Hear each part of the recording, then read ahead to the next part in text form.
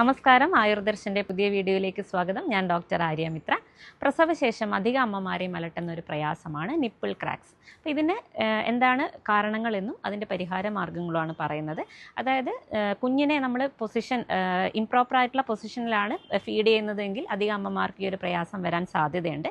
അതുപോലെ improper latching, കുഞ്ഞ് ശരിയായ രീതിയിലല്ല പാല് വലിച്ചു കുടിക്കുന്നതെങ്കിൽ ഈ ഒരു പ്രയാസം കാണാൻ സാധ്യതയുണ്ട്. അപ്പോൾ നമ്മുടെ കുഞ്ഞിൻ്റെ പൊസിഷൻ, അതായത് ശരീരത്തോട് നല്ല രീതിയിൽ ചേർത്ത് പിടിച്ച് തന്നെ പാല് കൊടുക്കാൻ വേണ്ടിയിട്ട് ശ്രദ്ധിക്കുക. അതേപോലെ തന്നെ കുഞ്ഞ് വലിച്ചു കുടിക്കാൻ ശ്രമിക്കുന്ന സമയത്ത് നിപ്പിളിൻ്റെ ഭാഗം മാത്രമല്ല, ഏരിയോളം ഉൾപ്പെടെയുള്ള ഭാഗങ്ങൾ കുഞ്ഞിൻ്റെ വായിലേക്ക് വരുന്ന രീതിയിൽ തന്നെ ഫീഡ് ചെയ്യിക്കാൻ വേണ്ടിയിട്ട് ശ്രദ്ധിക്കുക.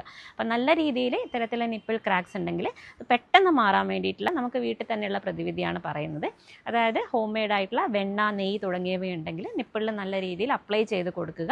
അത് ഇടവിട്ട് അപ്ലൈ ചെയ്യുന്നത് വഴി നിപ്പിൾ ക്രാക്സ് കുറയ്ക്കാൻ വേണ്ടിയിട്ട് സാധിക്കുന്നുണ്ട്. അതുപോലെ തന്നെ നല്ല രീതിയിൽ വാഷ് ചെയ്തിട്ട് തന്നെ ഫീഡ് ചെയ്യാനും ശ്രദ്ധിക്കുക.